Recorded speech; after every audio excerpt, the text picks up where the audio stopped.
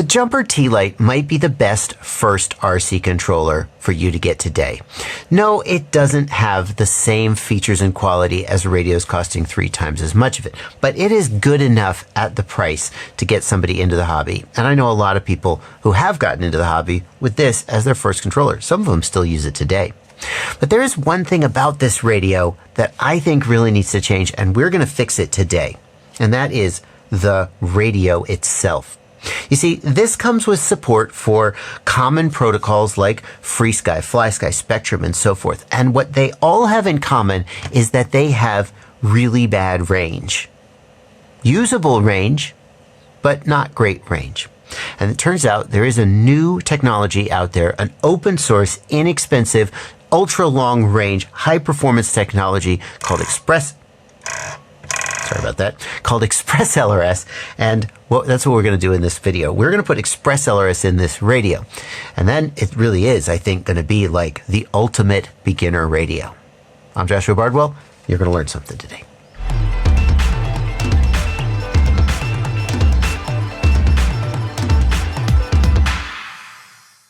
Here is the kit that we're working with today. It came in a nice box. I took it out of the box and now it's loose on the bench. This is the Happymodel Express LRS Slim kit for the Jumper T-Lite. If you go and buy this kit, make sure you go to the video description and use the links down there, because there's a slim module that is made for other radios that won't work with this radio. There's a specific one that's made just for this radio. And we're going to start by just opening it up, and we will make sure there's no battery in there, and then we will start removing screws 1, 2, 3, 4, 5, 6 to take the back of the radio off. And while we do that, I want to tell you the things about Express LRS that I am so excited about, because I'm going to assume you're watching this video that you're new to the hobby. Maybe the Jumper T-Lite is your first radio, or you're thinking about what your first radio is going to be, and you may be like, well, what's this guy on about? The biggest thing that Express LRS gives you is amazing range. Express LRS was originally designed as a long-range protocol, so you can literally go 30, 40, 50, 60 kilometers or more if you know what you're doing. I don't recommend that you do that. It probably isn't legal wherever you are. It might be. And if you're a beginner, you probably almost certainly will end up just losing your aircraft. So work up to that kind of thing. But even if you don't do ultra long range, the ability to feel confident that you are not going to fail safe, as long as you can see your aircraft, as long as you can have video in your FPV goggles, you can be confident that your control link is not going to fail safe. And that just gives you one fewer thing to worry about. Oh, I think I might need to remove these screws as well. And as I remove the back, I'm going to be careful because there is a wire attached here, and I don't want to snag that wire. Let's just reach in and carefully unplug that wire. There we go. Fantastic. Next, we're going to grab this little piece of double-sided tape that comes with the kit. Just got a punch out here. That's odd. Are we supposed to punch out the punch out?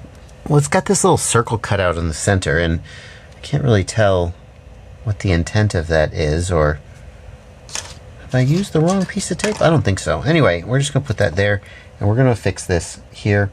We're going to do it with these two little ones facing up and the lettering ES24X Slim, etc. And we're just going to fix that right here on this metal piece with the double-sided tape. Great. So I can't help but notice that there's these pins here, and some of those pins are going to be connected to battery voltage, I assume, and so if those pins were to poke all the way through this double-sided tape and touch this grounded shield here, that wouldn't be good, but let's just assume that that's not going to happen. I guess the double-sided foam tape is thick enough that that's not going to happen. I might consider putting some like electrical tape underneath that or something. I don't know. I'm going to get some of my own mounting tape just because I feel a little bit self-conscious about that. This is Scotch Extreme mounting tape, and it's nice to have a roll around. There's a million uses for it on a quadcopter. You can get it at your hardware store or just about anywhere. I'm going to take a fold of that, double thickness, and stick it onto the back of this circuit board so that it covers up all the pins. It's just a little heavier, and I don't think the pins are going to poke through it in the way that they might poke through that nice compressible foam. And that, I'll feel better about that. And you can follow the factory directions if you prefer. If you had just some like electrical tape to put down underneath, I mean, it could poke through that as well. I don't know. Anyway, one way or another, we're going to stick that on there, like so. Next, we've got this wire, which comes with the kit, and it's going to plug in like so. Here's the original plug where the battery was plugged in, and the antenna here is just a little bit in the way. I'm just going to move that gently out of the way and plug this in. And then the other end is going to go here in the bat out plug on the power board. And those are keyed connectors. They only go in one way, so if you're having trouble getting it to go in, make sure you're not accidentally putting it in backwards. There's a little bit of a slit here and a little tab on the plug that goes into the slit, so make sure you've got it in the right. Well, you can see how I've done it if you're not sure. Next, we're going to take this wire, which again comes with the kit, and we're going to plug that in to this connector here on the very bottom of the radio. Okay. And then the other end is going to go here on the board that we installed. Make sure we got that fully plugged in. And then there's a second identical wire that is going to go here. Oh, it plugs in the other way around though. Next, we're going to take the back of the module and these tiny screws, and we're going to affix this back plate to the back of the radio. And it looks like we're going to use these 4 screw holes here, 1, 2, 3, 4, which are going to line up with screw holes on the metal plate. And notice that we have installed this with the flat side facing out, because the next thing we're going to do is take this piece of thermal pad and apply it. Oh great, I tore it. Well, don't tear it. Oh, it's just completely ripping apart in my hands. Fantastic. It's super fragile. That's great. Oh yeah, no. It's falling apart. Cool. Yeah, don't do that, I guess. Oh wow, yeah, no, it's just falling apart.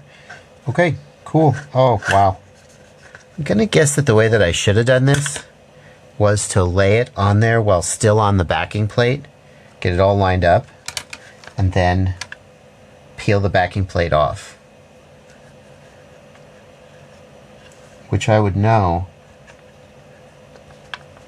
if I did a better job preparing for these videos.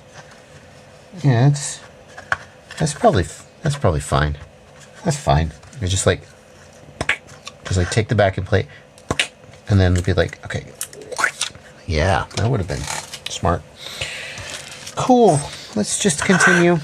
Next, we're going to reinstall the radio's back plate, and I think this is a good time to go ahead and plug back in the battery input.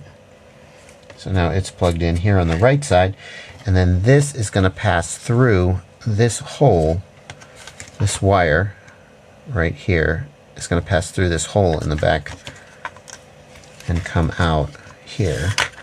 And we just leave this loose for now, but that's how it's going to be. Then we're going to take the radio board itself, and you're going to want to make sure you've got the USB on the bottom, and we'll plug that in. And then we will kind of feed that back through so this sits flush against the thermal pad. And there are these little black screws right there. There are I think there's 6 of them that we're going to use to install this. Next, we're going to take this piece and we will install this little SMA pigtail in it. We're going to do that by removing all these pieces. We're going to pass the SMA connector, or Here's SMA. I'm going to pass that up through here. So there's a flat part here, and the connector also has a matching flat part. That's quite unstandard and means that if you ever break this, you will, I think, have a difficult time finding a replacement. I'm not sure I've ever seen one exactly like that before. I wonder if this is custom made for this piece. That's too bad. It's going to go in there though, and then we will put this star washer here, and we'll put this lock washer on principle, although those split ring lock washers actually really have no effect whatsoever. The nice thing that the reason that they did what they did, and the reason it's good, is that having that flat part will keep this from spinning. So as I tighten this down, you can see that there is no way for this SMA connector to spin. And that's very good, because one of the ways these commonly break is as you screw the antenna on and off, you twist it inside and the SMA connector spins around and it breaks off the cable. So I really dig that they have thought ahead and found a way to prevent it from spinning internally. I just am disappointed that they've used what appears to be a proprietary piece. Maybe it's not proprietary. Maybe I've just never seen it before. Next, we're going to connect this little UFL connector to the plug on the antenna. And you're going to do that. It just snaps down on, so just set it kind of on top of there and kind of rock it. And you'll feel that it will, if it's correctly lined up, it will just pop into place like so.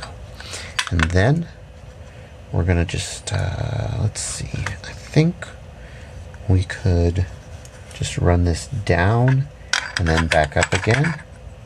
We don't want to pinch that, and we don't want to twist it or crimp it.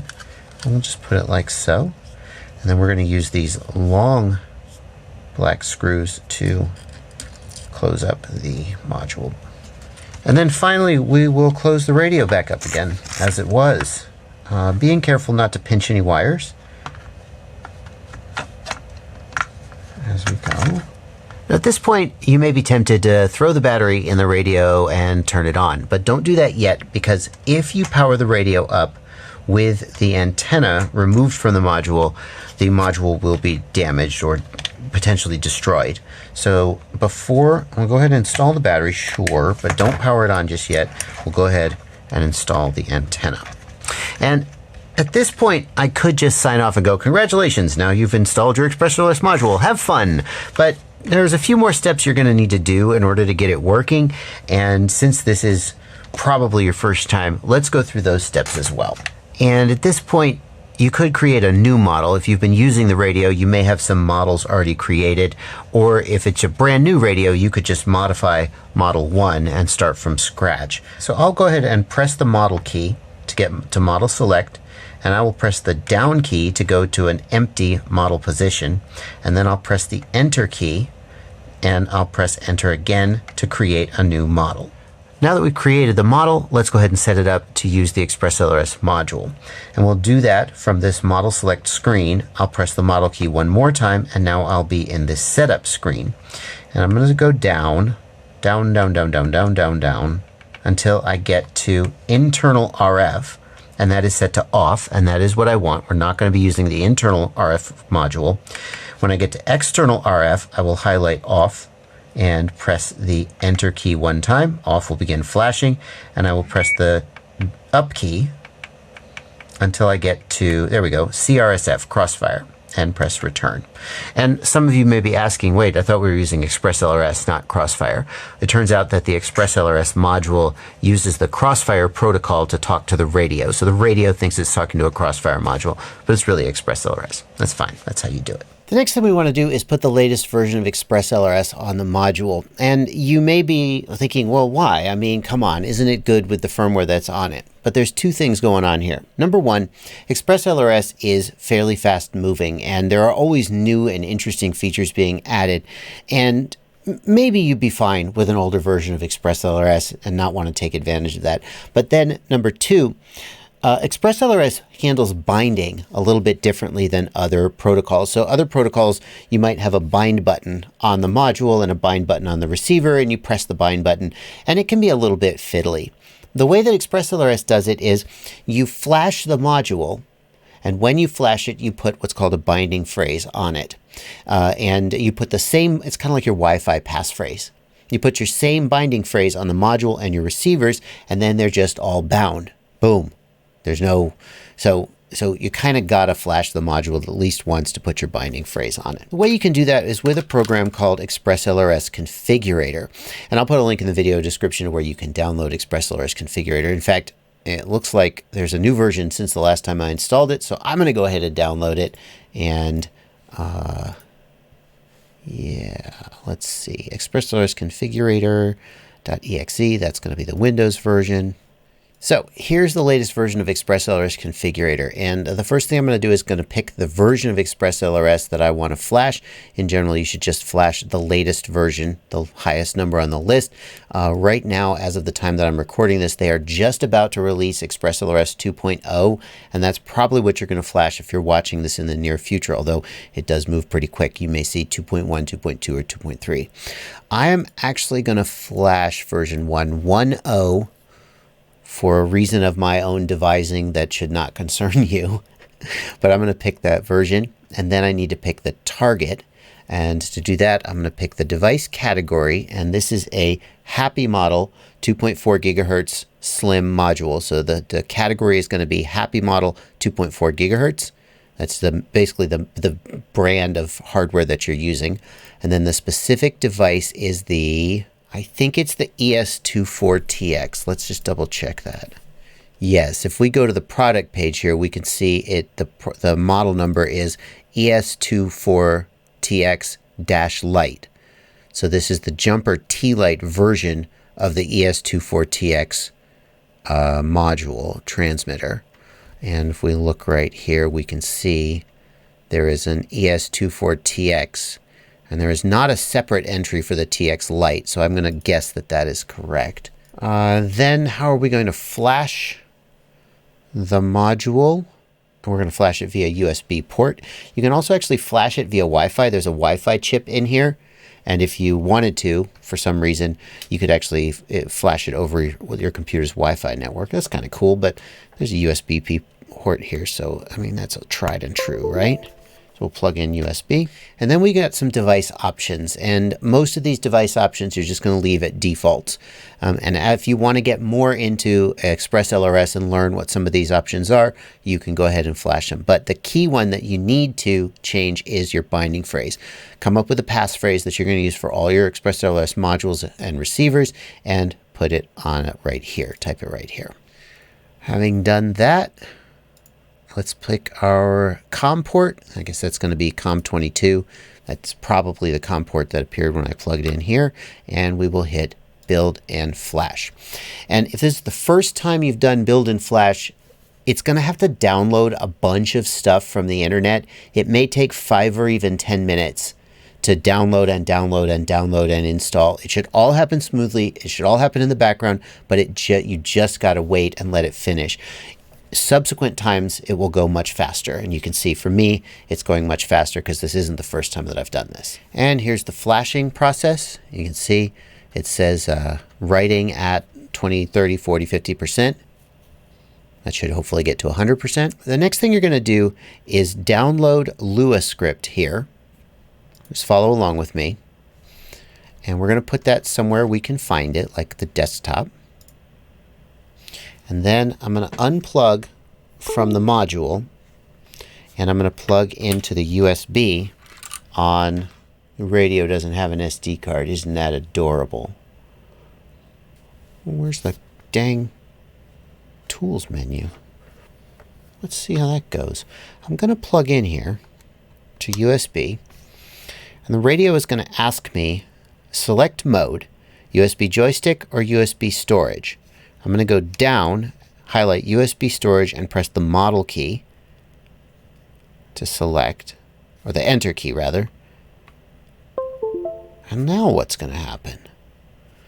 This radio doesn't have an SD card.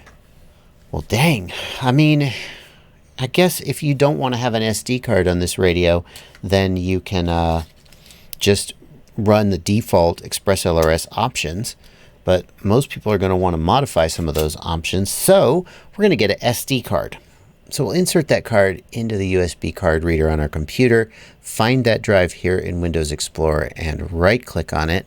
And let's just go ahead and format this drive to get rid of anything that was on it. We'll go ahead and format that as FAT32. And then having done that, let's go to opentx.org and download the SD card contents. This radio actually doesn't need an SD card to work. That's why it doesn't come with one. But in order to do some of the things that Express LRS is going to want to do, we're going to need an SD card. The radio is the OpenTX T-Lite, the Jumper T-Lite, and we'll just take the latest one, the highest numbered one, and download that zip file. Now that I've downloaded that zip file, I'll go to my downloads folder on my computer. Here is that zip file with the SD card contents. I will double click that to open it up. And I will take all of this content and I will drag them onto my SD card. And then having done that, the last thing you're going to do is go into the scripts folder, go into the tools folder, and we're going to take the elrs.lua file that we saved earlier and we're just going to drop it in there. And while I'm there, there's a couple other things in here I could probably get rid of. Free Sky, screw you Free Sky, you're dead to me. Gropner, don't fly Gropner. Multi-Chan, don't need that. Lolly, definitely don't have anything to do with that. But we will go ahead and leave the Crossfire. I don't have Crossfire on this radio either. Get rid of Crossfire too. Whee! It's all gone. Okay. So having done all that, let's go ahead and install this SD card in the radio. And we will power up the radio. And there's just a couple more things I want to show you. Welcome to OpenTX. Didn't used to do that, did it? Throttle warning. So you're going to get voice alerts now. That's nice. Switch warning. And when you power up, there's a very good chance that you're going to get an SD card version warning, expected version 23V0025. And the reason for that is that I had you download the latest SD card contents for the latest version of OpenTX. But if we look, we've actually got an older version of OpenTX on this radio. I don't know what version of OpenTX is on your radio, so I just had you do the latest. You can ignore that warning. You can go back to the OpenTX website and find version 230025 or whatever your radio is asking for. Or my recommendation, you can update the firmware on your radio to the latest OpenTX version. I have videos about how to do that, but that's not the topic of this video. For the time being, we're just going to ignore that message by pressing the return key.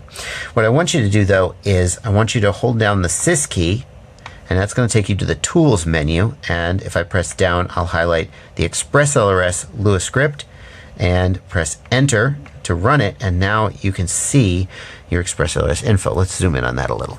And the main thing here that you might want to change is the packet rate. The packet rate here is running at 500 Hertz, but especially for this radio, the gimbals aren't pulled at 500 Hertz. There's no reason to run at 500 Hertz, and you'll get longer range if you run at a lower rate. So I'm just going to press enter, and that will begin blinking. And I'm going to take that down and down. Down. There we go. I don't know why that wasn't working. I'm going to press up for some reason. And I like to use 250 Hertz, which is plenty fast enough, great latency, and good range. If you ever feel like you need longer range, then you can go to a lower refresh rate. But personally, I run at 250 Hertz for most everything that I do. I'll press the return key one time. And then we're also going to go down here to the output power, and we can actually turn that output. What is the maximum output power of the Slim module? It's 250 milliwatts. So if you want to, you can crank this up as high as 250 milliwatts. The menu will let you go higher, but it won't do anything. The module, I don't know what it'll do if you try and set it to 500 milliwatts or 1 watt. And bear in mind, running at 250 milliwatts will suck your battery down a lot faster. And this battery on this radio isn't big to begin with. So try starting at 50 milliwatts. And, hey, why you have 500 Hertz again? 250 Hertz. There we go. It's going to stay there. Go back in. Yeah, try running at 50 milliwatts and 250 hertz and see if the range works for you. There is a bit of a learning curve with Express LRS, and I have made videos to try and help you make that learning curve as easy as possible. You're going to need to flash your receivers, because you got to put your binding phrase on your receivers, and your receivers need to have the same firmware version that is on your radio. Fortunately, there are so many ways to flash an Express LRS receiver. I think the simplest way is via Wi-Fi. You just use your phone or your laptop's Wi-Fi. The receiver broadcasts the Wi-Fi network and you flash it over that. There's various ways to do it, and I've got videos about how to do it, and I'll put links in the video description to those videos. Another thing you're definitely going to want to do is get link quality and RSSI in your goggles so you can know like when you might be about to fail safe. And again, I'll put videos in the video description down below to help you with that. But that's going to do it for this video. I think we've said more than enough. If you have decided to take the leap into Express LRS, I am so excited for you because it is just so much value for the money. It's so cost effective and you get so much performance, and it really turns a little sort of cheap radio like this into a real powerhouse that goes toe to toe with much more expensive equipment. So before you go, I'd like to let you know I do have a Patreon page. The thing is, it takes a lot of time and effort to make content like this, and I give it all away for free, and I don't demand anything from you, but I hope that at some point you will find yourself drifting to sleep at night and thinking, damn, Bardwell, you did it again. And that on that day, I hope you will decide to join my Patreon. And if today is that day, there's a link down below. It costs as little as $2 a month or more if you feel like I've earned it, however much you feel like throwing in my hat every month as you pass by on your way to work or whatever. Just sign up on the Patreon. It means a lot. One of the benefits is you get to join my Discord server where you hang out with a whole bunch of other really smart and helpful people. Another advantage is I put all my live streams up on my Patreon page as podcasts, whatever. Yeah, you can listen to them in your podcasting app if that's what you like to do. That's going to do it for this video, though. Thank you so much for watching, and happy flying. You guys, I don't know where I am. And I don't know what's going to happen, but if I don't make it out of this, I just want to know that you subscribe to my channel, or maybe join my Patreon, or click one of these videos I picked out for you.